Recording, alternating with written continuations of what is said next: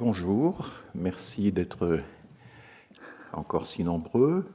On a une concurrence redoutable aujourd'hui, c'est la conférence de Benoît Peters, le cours de Benoît Peters sur la bande dessinée. Donc, on va essayer d'avoir une iconographie. Vous voyez, il y a déjà une tentative là, qui puisse non pas faire concurrence, mais au moins dire oui, le droit aussi est capable de faire impression. Voilà, j'ai le grand plaisir d'introduire aujourd'hui donc Liora Israël et Fabienne Jo-Seseke. Liora Israël est directrice d'études à l'EHESS. C'est une sociologue de la justice et du droit. Elle officie au sein du centre Maurice Halbwachs, qu'elle a dirigé, enfin co-dirigé. Et le centre Maurice Halbwachs est un des grands centres de sociologie qui lie l'École normale supérieure et le HESS. Elle a une connaissance, une expérience internationale, américaine notamment. Elle connaît parfaitement toutes les formes, les versions critiques du droit qui fleurissent aux États-Unis et souvent bien avant la France. Elle a publié une série d'ouvrages. Je vous invite à regarder ces ouvrages sur son site et c'est assez impressionnant. Alors, un des derniers, c'est La force du droit, publié aux presses de Sciences Po, qui pose toute la question de savoir est-ce que le droit conforte l'ordre établi, est-ce qu'il le subvertit, à quelles conditions. Ce sont des questions importantes. C'est un livre qui date de 2009, mais qui a été actualisé quelques années après. Il y a 2 ans, peut-être quelque chose comme ça. C'est L'arme du droit. Oui, alors il y a des titres qui se ressemblent. Il y a aussi toute une activité plus historique et c'est ce dont on parlera aujourd'hui, sur le rôle que les avocats ont joué, notamment en France, pour résister à un certain nombre à des politiques migratoires et faire avancer le droit. Voilà, c'est une œuvre extraordinairement documentée, nourrie d'expériences concrètes et d'expériences historiques. Je vous engage vivement à entrer dans cette œuvre qui en vaut la peine. Fabienne Jo-Seseke, donc, est professeure de droit international privé à l'université Versailles 51 en Yvelines. Et j'ai déjà eu l'occasion de citer son nom à plusieurs reprises, puisque j'ai fait une publicité du tonnerre au traité du droit de la nationalité et du droit des étrangers, ce recueil, un traité, on peut dire un traité, rédigé avec Sabine Corneloup et Ségolène Barbault-Desplaces, qui avait vivement attiré mon attention parce que, comme j'ai eu l'occasion de le dire, c'est un traité où les juristes accordent une grande importance aux résultats, aux données de la science sociale. Et je pense que ce genre d'interaction est assez rare.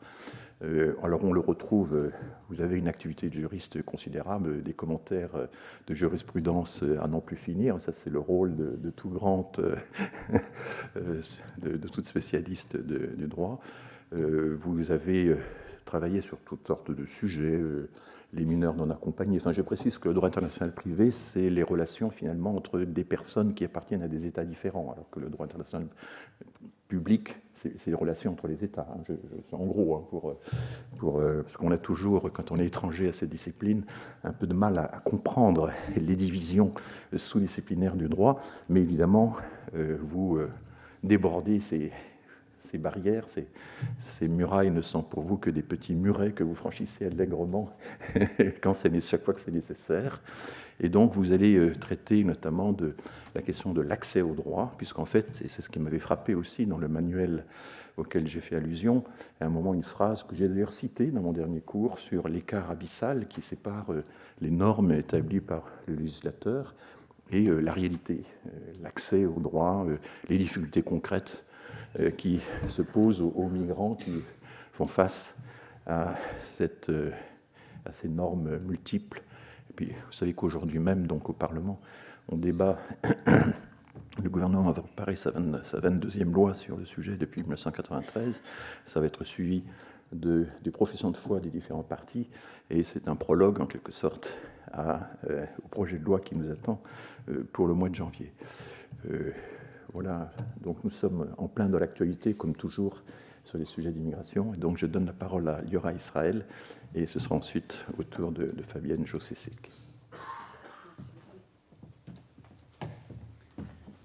Merci beaucoup François, je suis ravie de cette invitation, et je vais avoir le plaisir donc de vous parler d'un groupe que vous connaissez sans doute, parce que son nom est notamment associé à ce qu'on appelle des grands arrêts du Conseil d'État, mais son histoire était encore assez mal connue. Donc j'ai essayé en tant que sociologue de m'y intéresser à l'occasion de différents travaux, et notamment dans ce livre que j'ai sorti en 2020 aux éditions de l'EHESS, qui s'appelle « À la gauche du droit », et dans lequel j'essayais de réfléchir au tournant qu'a selon moi constitué mai 68 s'agissant des usages du droit et de la justice. Alors c'est un domaine dont on parle moins que d'autres par rapport à cette période, par rapport aux événements de mai, même si des slogans célèbres comme « Libérer nos camarades » montrent bien qu'il y avait évidemment des arrestations policières, mais aussi des procédures judiciaires visant les activistes de mai, et qui ont constitué, par exemple, un sas de formation et de politisation de toute une génération d'avocats. Alors c'est aussi vrai s'agissant de l'histoire du GISTI, dont je vais vous montrer comment elle s'articule en fait à cette transformation des rapports entre droit et politique, qui, selon moi, s'origine autour de 68, même si évidemment tout ne commence pas à ce moment-là, et on pourra y revenir. Donc mon questionnement, comme François l'a rappelé, c'est un questionnement de sociologie, qui parle de la discipline sociologique, mais qui s'inscrit dans une perspective, je dirais, de sociologie historique du droit. J'ai travaillé auparavant dans ma thèse sur la Seconde Guerre mondiale, sur la résistance des avocats et des magistrats pendant la Seconde Guerre mondiale, et j'ai poursuivi ma réflexion. Le lien entre 68 et la Seconde Guerre mondiale, d'une certaine manière, c'est la question de la crise politique et la question de la manière dont les usages du droit se reconfigurent dans des périodes, disons, exceptionnelles, et s'avère doté éventuellement d'une portée différente, ou en tout cas, cette portée politique du droit, elle devient plus visible aussi par les acteurs, non seulement qui le subissent, mais aussi qui l'agissent, les professionnels du droit, dans le cours de leurs activités, qui se voient plus ou moins bouleversées justement par les événements traversés. Donc, le tournant de 68, il me semble qu'il est marquant à plusieurs titres. Je le dis très rapidement, puisque là, je vais en décliner seulement une dimension. À la fois, je le disais, parce que donc les événements de 68 eux-mêmes et la répression qui les caractérise va conduire un certain nombre d'avocats à se retrouver dans des défenses de militants, d'étudiants, qui ont lieu au même moment et de manière très rapprochée. Et ces avocats vont informellement se rencontrer aussi dans les cafés, etc., pour réfléchir ensemble sur les stratégies politiques contentieuses qu'il convient de mener dans ce contexte. Et cette réflexion, au départ très informelle, elle va donner lieu à la création d'un premier groupe dès le mois de juin 68, qui s'appelle le Mouvement d'action judiciaire. Au départ, il s'appellera le groupe d'action judiciaire. Il sera rebaptisé quelques temps plus tard le Mouvement d'action judiciaire. Et le Mouvement d'action judiciaire, il est important par rapport à l'histoire du GISTI, parce que beaucoup de leurs membres, en fait, vont être communs. Et une des caractéristiques de ce mouvement d'action judiciaire, et c'est une terminologie qu'on va retrouver aussi dans le GISTI, c'est de parler du droit comme un outil qui pourra être mis au service des luttes. Et donc, il y a vraiment une transformation du type de vocabulaire, parler d'outils, parler de travailleurs du droit, ou parler ensuite, en juin 68, c'est aussi la création du syndicat de la magistrature. Voilà, changer complètement la terminologie des usages du droit en l'inscrivant dans l'univers sémantique des luttes sociales et syndicales de l'époque. Donc ce tournant du mois de mai lui-même comme moment de réflexion renouvelée par la défense notamment, mouvement de réflexion dans les universités aussi, les universités de droit sont également occupées, et notamment dans l'université dite Panthéon-Assas, qui va avoir un comité de grève qui s'appelle le PAN, comme Panthéon-Assas-Nanterre. Il va y avoir une réflexion très sérieuse des étudiants en droit qui vont critiquer les programmes, qui vont critiquer l'agrégation du supérieur. Donc voilà, il y a, sous une forme plus policée que dans d'autres universités, une réflexion critique qui s'engage chez les étudiants. Et ces étudiants, une fois devenus avocats, par exemple, quelques années plus tard, eh ben, ils vont se souvenir de ça. Donc il y a ces nouvelles formes de mobilisation, et puis il va y avoir aussi des nouveaux usages du droit pour notamment en appui à ce que Alain Touraine, par exemple, a appelé les nouveaux mouvements sociaux. Il y a des nouvelles formes de mobilisation qui émergent dans les années 70, notamment en faveur de minorités.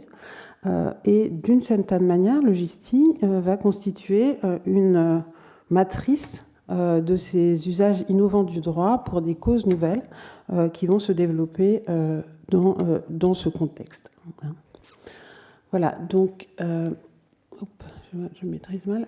Alors, en ce qui concerne le cadrage théorique, effectivement, je m'inscris à la fois dans une tradition très classique de sociologie, puisque à la fois Marx, Durkheim, mais aussi Weber ont consacré en fait une part importante de leur réflexion et de leurs travaux à la question du droit sous des formes différentes. Weber étant d'ailleurs diplômé en droit. Mais disons que il me semble que depuis les années au moins 60, et même avant avec le réalisme juridique, il y a une tradition de recherche aux États-Unis proprement interdisciplinaire qui s'avère particulièrement fructueuse parce qu'elle s'appuie sur des approches empiriques du droit, donc fondées sur l'enquête, ça peut être dans des archives, ça peut être dans des entretiens, ça peut être dans des observations, qui a une histoire, disons, plus ancienne et plus outillée qu'en France. Donc ce type d'approche s'origine dans différents courants depuis le début du XXe siècle aux États-Unis, notamment la Sociological Jurisprudence de Roscoe Pound, dans lequel on trouve cette opposition entre law in books, voilà, le droit des livres, et puis law in action, qui est une chose différente. Et effectivement, tous ces travaux vont s'intéresser à law in action, pas seulement ce qu'on peut lire du droit dans les manuels, mais vraiment la manière dont il est agi dans la société. Ces travaux se sont développés, il y a eu différentes phases, et dans les années 60, milieu des années 60, ont pris la forme d'un courant qui s'appelle le courant Law and Society, qui existe encore aujourd'hui et dans lequel je m'inscris. Et dans le cadre de ce courant, un certain nombre de concepts, je les évoque très rapidement, je n'en dirai pas grand-chose de plus aujourd'hui, m'ont néanmoins aidé à formaliser et à réfléchir des gens sur le GISTI, au-delà des différences évidentes entre les contextes français et états-uniens sur la question du droit. J'en cite deux ici. La question du cause lawyering, c'est un courant de recherche qui date de la fin des années 1990 et qui a thématisé la question de ce qu'on appellerait en France les avocats engagés, mais en réfléchissant à ce que les engagements des avocats faisaient à la fois à leur profession, au type de cause qu'ils défendaient, plus généralement à la place du droit dans la société et dans quelle mesure les avocats pouvaient ou non contribuer au changement social. Donc ça, c'est des travaux très nombreux, comparés, qui portent sur beaucoup de pays et qui ont vraiment permis de réfléchir de manière très subtile à cette articulation. D'autres travaux, ceux de Michael McCann sur le concept de legal mobilization, donc de mobilisation du droit. Il a travaillé notamment dans un très beau livre qui s'appelle Rights at Work sur les mobilisations des femmes pour l'égalité de salaire au début des années 80 aux États-Unis.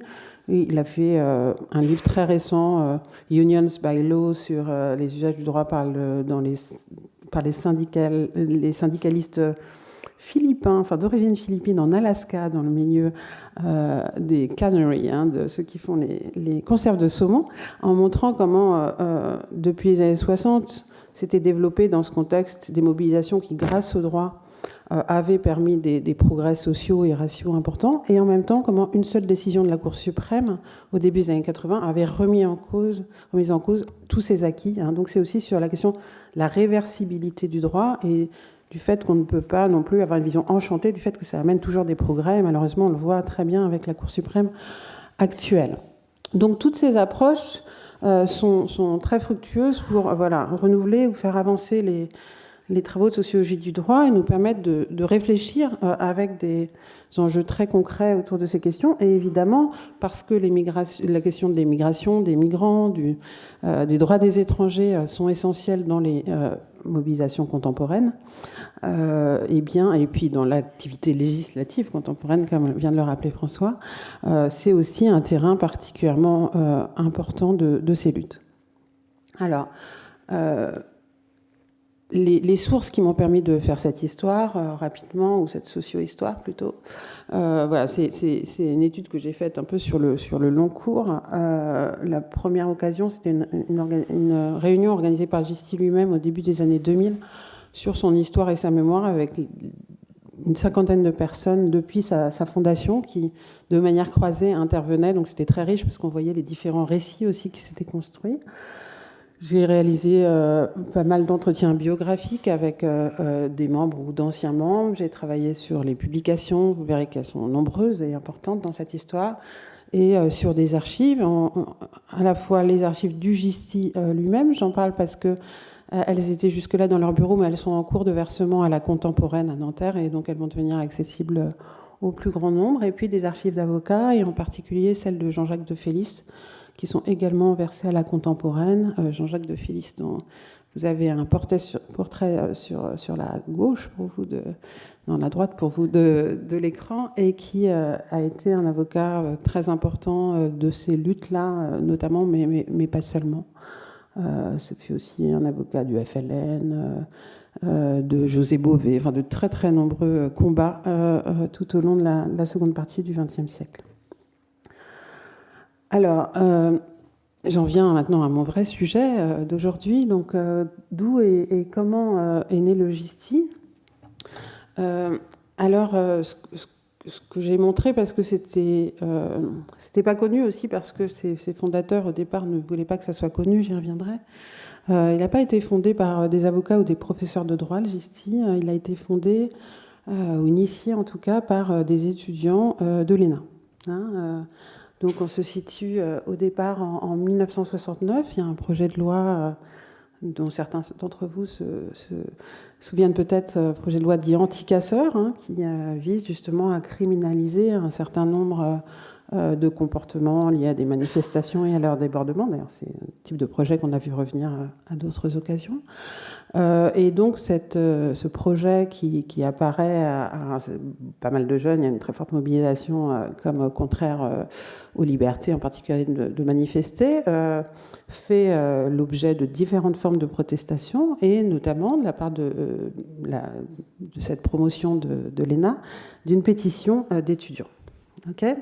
Donc, pétition des étudiants contre la loi et menace de la direction de l'ENA, répercutant sans doute des instructions venant de plus haut, disant en tant que futur haut fonctionnaire, vous êtes tenu à un devoir de réserve. Il est absolument inacceptable que vous ayez signé un tel texte. Donc, soit vous retirez votre signature, soit vous démissionnez. Ok, donc le rapport de force s'installe, les étudiants réfléchissent entre eux, et sous l'instigation d'un d'entre eux, qui s'appelle Michel Paoletti, ils vont décider non pas de ni retirer leur signature, ni démissionner, mais réfléchir à ce que ça veut dire servir l'État, et réfléchir à des façons à la fois de garder un regard critique et de pouvoir être utile à des causes auxquelles ils sont sensibles de l'intérieur. Donc ces groupes se constituent sur différents thèmes, et 4 jeunes étudiants, donc à partir de 1970, comme ça, se mettent à identifier, disons, l'immigration comme étant un espace, une question qui pourrait être intéressante à traiter. Alors, je cite un extrait d'entretien d'un des 4 fondateurs. Nous voulions nous engager socialement, entre guillemets, nous nous sommes dit, après tout, puisque nous avons une certaine formation universitaire et une bonne capacité technique, nous pouvons offrir nos services à des organisations constituées. Alors nous nous sommes dit, au fond, là où se passe le mouvement social, c'est le mouvement ouvrier, et nous sommes allés voir les syndicats, nous sommes allés voir les confédérations syndicales en disant, voilà, nous sommes plusieurs, nous ne sommes pas plus bêtes que d'autres, et nous sommes assez bien formés sur le plan du droit, nous vous apportons notre force de travail le soir. Nous sommes donc allés voir le secteur migrant de la CGT et de la CFDT. L'accueil a été distant. On nous a dit « Ah, c'est très intéressant. Adhérez à votre section d'entreprise, très bien, bravo, voilà de bons jeunes gens, il faut faire ça, oui, oui, eh bien, écoutez, laissez-nous votre nom et votre adresse, on vous écrira. » C'était une démarche d'employeur assez classique, c'est-à-dire qu'on n'a pas eu de réponse. Bref, nous nous sommes dit que ce n'était pas là que nous allions nous déployer, nous employer. Bref, quoi faire? Alors on s'est dit, au fond, quoi faire? C'est ce que nous avions choisi à la suite d'un raisonnement idéalistico-politico-idéologique. Le thème de l'oppression de l'immigration, de l'infradroit, le mot est venu très vite, des immigrés, comment faire un mouvement social. D'accord? Donc, 2 points importants. Le premier, c'est le fait que les immigrés, à l'époque, pour tout le monde, ce sont les travailleurs immigrés. Et donc, le T de Gisti, qui se prononce encore, mais qui n'est plus dans l'acronyme, c'est travailleurs immigrés, le groupe d'information et de soutien aux travailleurs immigrés. La deuxième chose, c'est donc l'insensibilité des syndicats à la question du droit et leur méfiance même par rapport à ces jeunes qui viennent leur proposer d'agir de ce côté-là. C'est ce que je disais tout à l'heure, c'est-à-dire que il y a quand même une tradition à gauche, y compris dans le mouvement syndical, jusqu'à une période relativement récente, années 70 puis même 80 pour le mouvement syndical, de réticence à mobiliser le droit, qui est vu comme l'instrument du pouvoir, de la bourgeoisie, de la domination, etc. Donc qui est plutôt utilisé de façon défensive traditionnellement à gauche.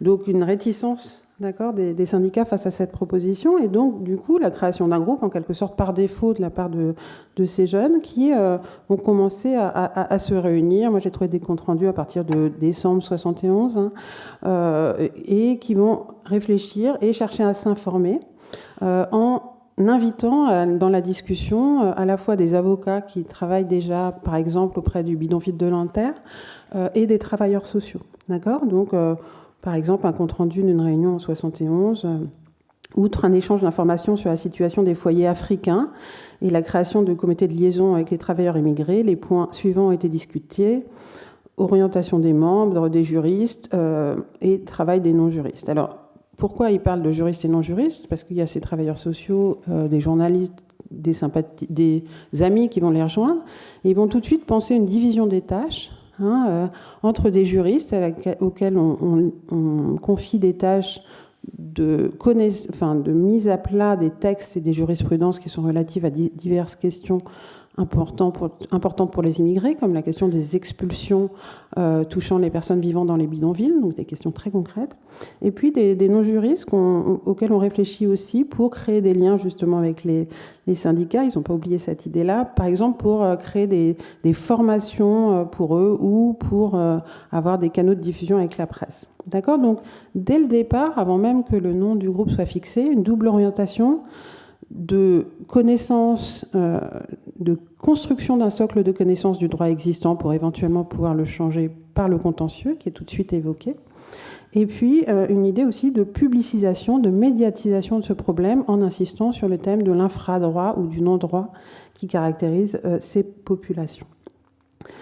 Donc, des petits groupes en fait vont se constituer rapidement autour de ces réflexions et un nom va être trouvé, celui de GISTI que vous connaissez, donc groupe d'information et de soutien aux travailleurs immigrés. Alors évidemment, certains d'entre vous reconnaissent dans GISTI ce GI qu'on retrouve dans d'autres groupes créés à la même période. Les plus connus sont bien sûr le GIP, le groupe d'information prison de Foucault, Doménac, Vidal-Naquet, mais aussi le GIA, le groupe d'information Asile, le GIS, le groupe d'information Santé. Et ce qui caractérise tous ces groupes qui sont créés exactement dans les mêmes années, c'est la coïncidence avec la revendication d'une certaine expertise professionnelle et sa mise au service de luttes relativement radicales. D'accord ? Et on retrouve ça dans ces différents champs, et ce sont des acteurs qui vont beaucoup travailler, d'ailleurs, en lien les uns avec les autres. Il y a beaucoup de liens entre eux. Donc, ce terme GI est vraiment un marqueur tout à fait significatif. Donc la réflexion s'engage avec cette particularité sur laquelle j'attire votre attention, qui est que donc c'est des avocats, des fonctionnaires, des travailleurs sociaux, des hauts fonctionnaires, parce que les étudiants à l'ENA en 71-72, c'est plus des étudiants, ils rentrent dans la haute fonction publique, et 3 d'entre eux vont rentrer au Conseil d'État comme auditeurs, et ça va évidemment être très important. Et c'est aussi pour ça que au début des années 2000, quand ils étaient encore en poste, ils ne voulaient pas trop qu'on insiste sur leur rôle. Donc, ce sont des gens spécialisés, très compétents, et qui ne sont pas immigrés. Donc, ce qui est aussi assez intéressant et paradoxal, c'est finalement que c'est une association de défense des travailleurs immigrés qui va se créer sans immigrés en son sein, et avec des gens qui ont un rapport à la cause plus ou moins distant, très lointain, théorique, idéalistico-politique, a dit Gérard Moreau, un des fondateurs, dans la citation que j'utilisais tout à l'heure, et plus concret pour ceux d'entre eux qui sont sur le terrain, je l'ai dit, notamment certains avocats et des travailleurs sociaux. Donc voilà, les objectifs dont je parlais se cristallisent, s'élaborent progressivement et vont donner lieu à des formes d'action originales. L'une d'entre elles, donc, c'est le travail sur l'écrit, monter des formations pour les travailleurs sociaux des associations sur les questions des droits des étrangers, et puis très vite écrire des petits fascicules ou des petits ouvrages de vulgarisation juridique. Alors, un qui va être très connu, qui va être publié chez l'éditeur militant Maspero en 1974, c'est le petit livre juridique des travailleurs immigrés, qui existe toujours, publié par le GISTI, il ne doit plus y avoir de travailleurs d'ailleurs non plus, et qui se caractérise par une alliance entre 2 dimensions apparemment contradictoires. C'est à la fois un guide pratique qui donne les droits, qui liste les possibilités, etc. Et c'est en même temps un livre très critique. D'accord ? Donc il concilie ces dimensions de guide pratique et de critique radicale des politiques d'immigration de l'époque, ou des non-politiques d'immigration de l'époque, puisque c'était un droit, j'y reviendrai, surtout fait de circulaires, donc avec une double dimension appliquée et critique à la fois, qu'on va retrouver dans nombre de ces publications.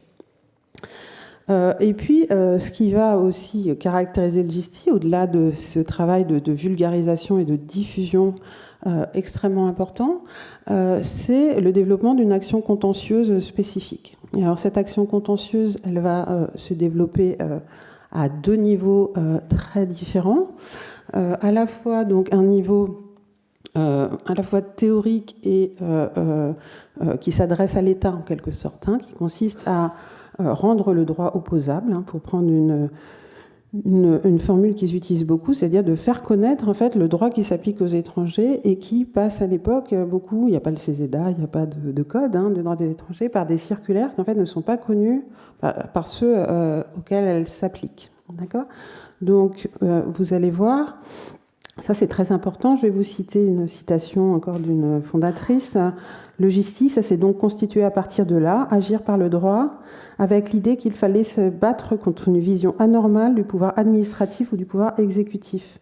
C'était nécessaire, par conséquent, il fallait agir par le droit et il fallait faire du recours, il fallait contester le non-respect du droit par l'administration et le gouvernement. Agir par l'écrit, c'était le 2e thème. Nous avons tout de suite pensé qu'il fallait faire des notes, qu'il fallait des écrits, qu'il fallait publier, diffuser.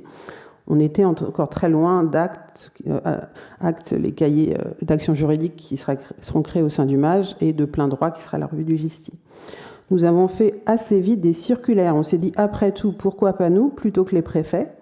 En diffusant un arrêt du Conseil d'État qui nous donnait raison, nous avons reçu des lettres indignées à l'époque de la DPM, la Direction de la Population et des Migrations, qui disait « C'est scandaleux, vous n'avez pas le droit de faire des circulaires, c'est pas à vous d'en faire ». Il fallait enfin, c'était la 3e idée, on ne pouvait pas faire du droit, faire de l'écrit, sans être sur le terrain, c'est-à-dire s'accrocher aux problèmes concrets, aux problèmes de terrain, s'accrocher avec les associations militantes, les associations de lutte. J'ai presque envie de dire lutte classique, et travailler par conséquent sur des conflits, sur des luttes locales.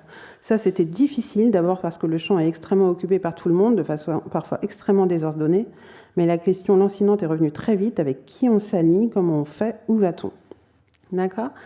Donc, bon, j'ai un peu anticipé sur la question des circulaires, mais donc on voit bien ce double enjeu, de contester le droit pour faire réagir l'État, pour le mettre face à ces contradictions, justement, de cette politique non dite qui est celle qu'il exerce sur les plus démunis, sur ceux qui sont considérés comme le lumpenprolétariat de l'époque, les travailleurs immigrés, et qui sont thématisés comme tels, en particulier par les mouvements maoïstes, par exemple. Et puis, agir au niveau local, en soutien aux petites associations, en fournissant une expertise utile, au plus près du terrain, mais du terrain dont je l'ai dit, ils n'ont pas vraiment la connaissance directe.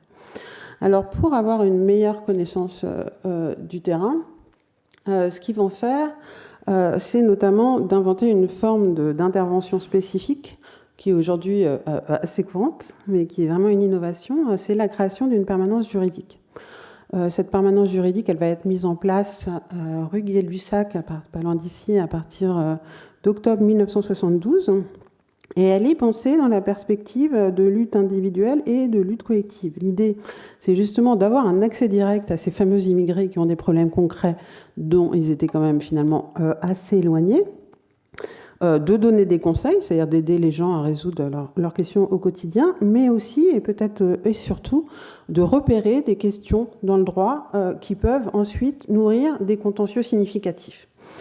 Et donc, cette tension entre cas individuel et dimension plus collective, elle va être au cœur d'une réflexion, d'une certaine ambivalence par rapport à la question des permanences, entre ceux qui considèrent, et c'est un débat qui va apparaître vraiment 6 mois après la création de la permanence juridique, parce que c'est quand même chronophage, entre ceux qui disent c'est du travail humanitaire, ça prend énormément de temps, souvent on n'a rien de concret à proposer aux personnes, c'est des problèmes totalement de la vie quotidienne, et voilà, on n'est pas des travailleurs sociaux. Et à l'inverse, ceux au sein du GISTI qui disent non, c'est comme ça qu'on peut apprendre les questions concrètes qui se posent sur le terrain et avoir des idées de contentieux. C'est le seul moyen d'avoir un accès direct aux travailleurs. C'est ça qui nourrit et qui motive aussi, disent ceux qui y participent, qui donne un sens à leur action qui sinon peut apparaître un peu décontextualisée ou théorique. Donc, cette permanence va être maintenue, mais avec quand même l'idée que le plus important, et on le voit ils vont tenir un cahier de permanence dont vous pouvez lire une retranscription partielle, une analyse réalisée par Philippe Artière dans le numéro de plein droit des 30 ans du GISTI, qui est très intéressant, dans lequel ils vont mettre en évidence les cas qui leur semblent présenter un intérêt juridique particulier et qui vont, dans certains cas, transmettre à des avocats proches du GISTI pour qu'ils essayent de construire une stratégie contentieuse à partir de cette question. Et donc on voit bien là, juste je le dis en passant, une figure particulière de cause lawyering, d'engagement du droit en faveur d'une cause qui va se structurer, y compris par l'invention, encore une fois, de formes d'intervention nouvelles dans l'espace urbain, en l'occurrence, avec cette permanence installée dans un rez-de-chaussée d'une rue passante du quartier latin. Donc les avocats, eux, vont se trouver un petit peu dans une situation complexe, d'ailleurs, parce que, normalement, les avocats ne peuvent pas démarcher les clients. Donc il va y avoir aussi des questions déontologiques. Les avocats vont se demander, mais est-ce qu'on peut récupérer en quelque sorte les clients qui passent à la permanence et en faire des clients libéraux?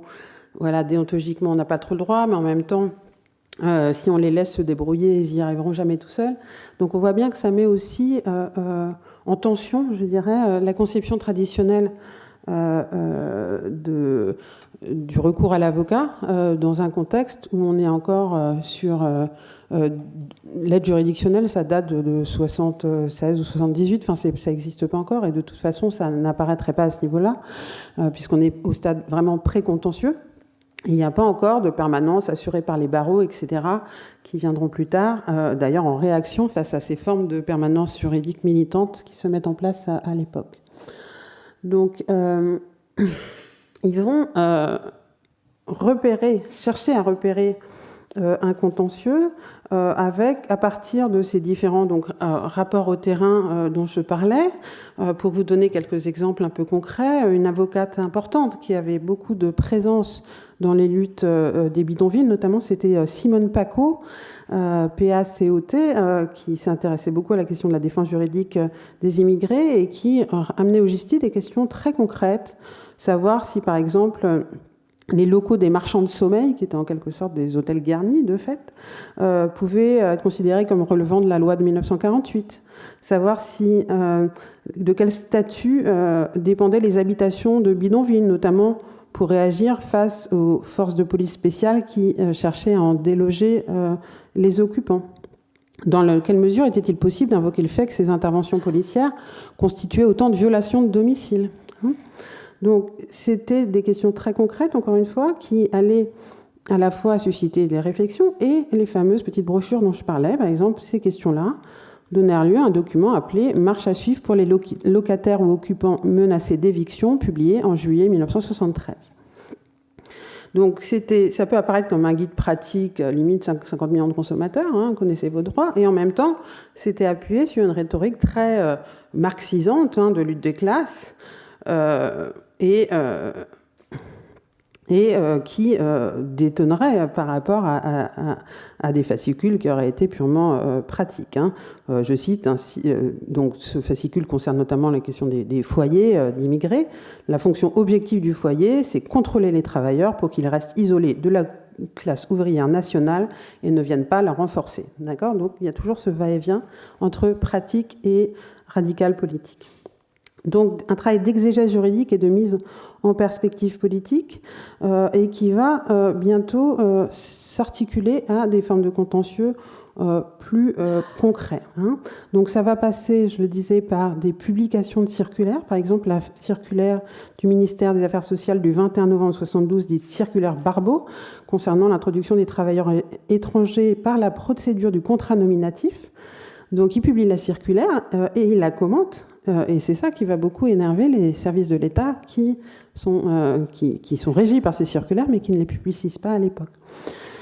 Donc travail de publicisation, mise à l'épreuve de l'État, création du petit livre juridique, et puis mise au service de cette expertise pour le mobiliser de façon plus offensive, en quelque sorte, dans des contentieux nouveaux et si possible collectifs, justement pour éviter la dimension humanitaire qui pouvait menacer en quelque sorte la volonté radicale de l'association. Alors, c'est pas forcément facile de faire du contentieux parce qu'il faut des cas, il faut des personnes, il faut des situations qu'on peut éventuellement accompagner devant les tribunaux. C'est pour ça que, par exemple, dans les travaux dont je parlais tout à l'heure, on parle de structure d'opportunité juridique pour identifier cette capacité de certains juristes, justement, à identifier une opportunité à l'occasion d'un problème concret rencontré par, encore une fois, des individus ou des collectifs, ou l'édiction d'un nouveau texte, pour essayer de faire avancer le droit par donc un contentieux nouveau.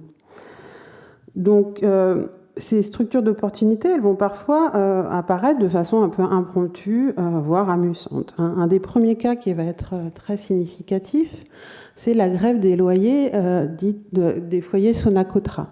D'accord ?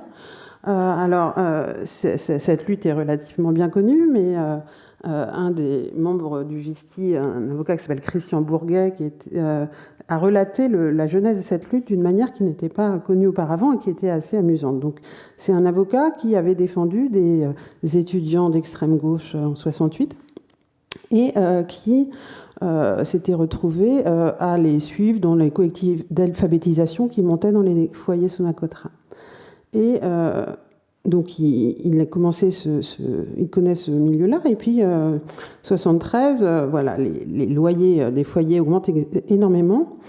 Et donc, les résidents s'offusquent et vont au palais de justice pour faire une manif. Et là, ils rencontrent un magistrat, qui se trouve être un magistrat du syndicat de la magistrature, qui leur montre comment faire un recours et donc, ils vont revenir avec la suggestion du magistrat qu'ils vont transmettre à Christian Bourguet, qui va déposer pour eux une plainte pour prix illicite. À l'époque, les prix étaient bloqués, qui va leur permettre de nourrir une lutte qui va se poursuivre avec l'appui du justice jusqu'au début des années 80. Donc voilà, on se saisit d'opportunités comme celle-ci. Et puis, on va ouvrir aussi le contentieux devant le Conseil d'État dont je parlais tout à l'heure, qui va être fait notamment grâce à un avocat au Conseil qui s'appelle Philippe Vaquet, qui travaille beaucoup avec Jean-Jacques de Félis, dont je parlais tout à l'heure.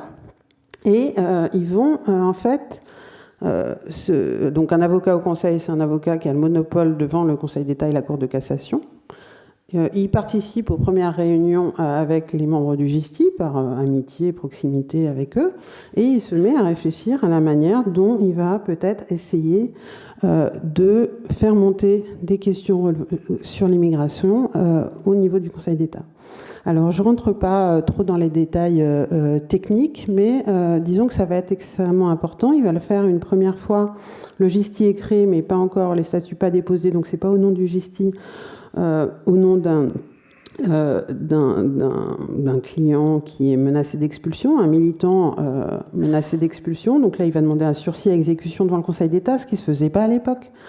Le Conseil d'État va se déclarer compétent, donc ils vont, voilà, même si le recours est rejeté, et ils vont ensuite rechercher des nouvelles failles en faveur de travailleurs immigrés, notamment ensuite en faveur d'un syndicaliste CFDT.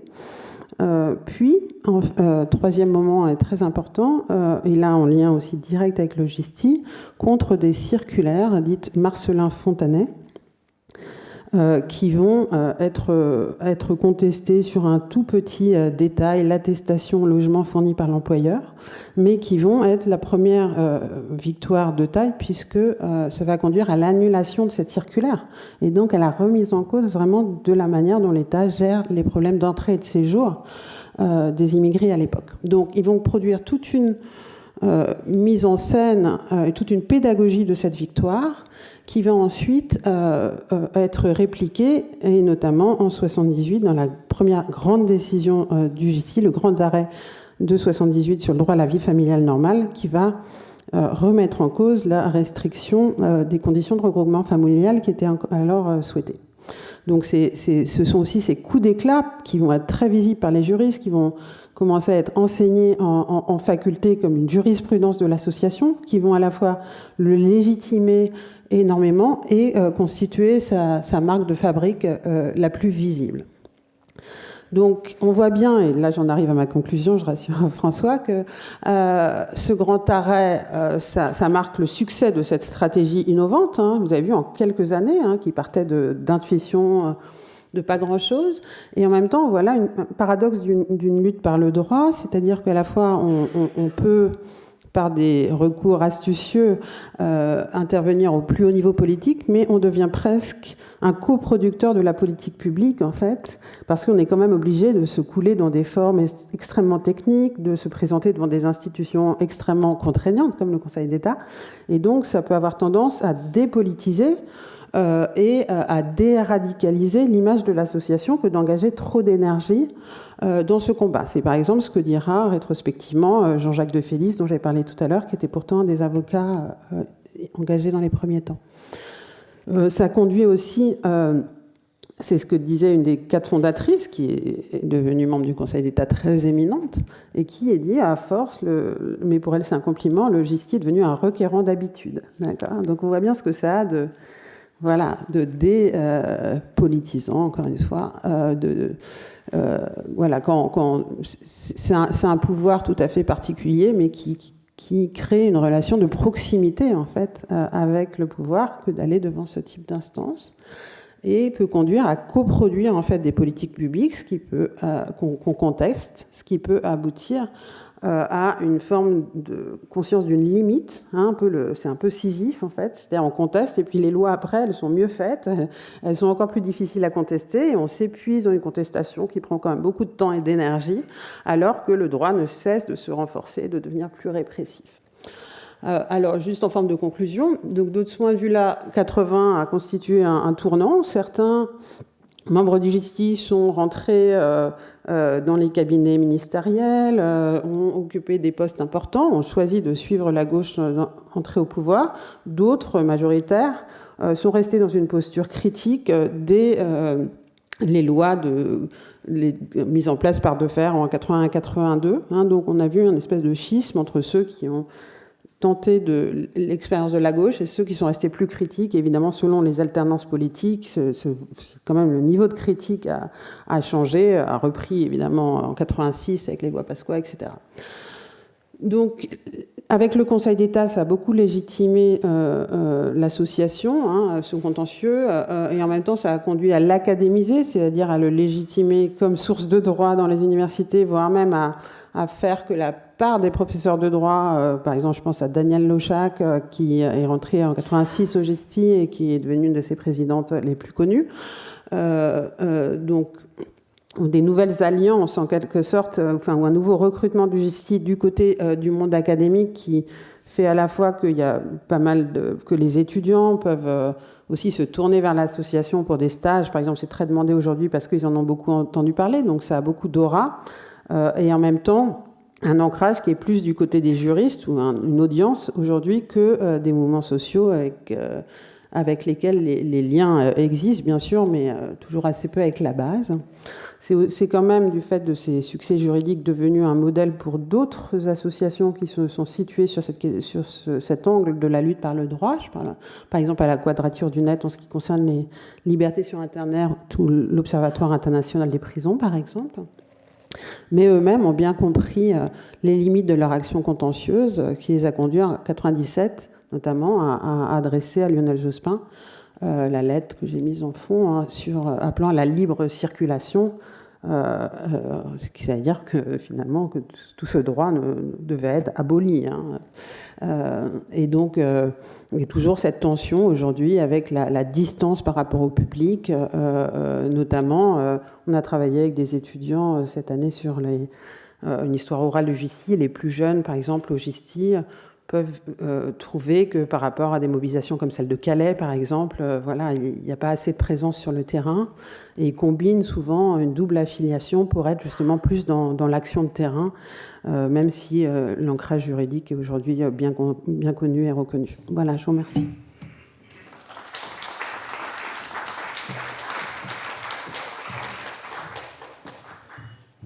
Merci, Liora. Je m'aperçois en cours de route que j'ai oublié de signaler le rôle décisif que tu as joué dans la création du programme PAUSE, le programme d'aide d'urgence aux scientifiques en exil, qui a été réalisé avec Pascal Labourier, qui travaillait auprès du secrétaire d'État à la recherche à l'époque, Thierry Mandon. Et donc c'est un programme que tu continues de suivre, dans lequel tu es toujours active. Nous avons reçu il y a 2 ans, je crois, je ne me souviens plus très bien, Gérard Moreau, dont tu as cité le nom, qui effectivement était un des fondateurs du GISTI, et ensuite est devenu directeur à la population, directeur de la DPM, Population et Migration, et qui, donc, ayant pris sa retraite et tout, s'est libéré devant nous en exposant un peu toutes les tensions qu'il avait pu connaître. Je ne sais pas si tu as vu cette vidéo, elle peut faire partie finalement du matériau que tu utilises dans tes travaux. Je vais donner maintenant la parole à Fabienne Jossé-Séqué.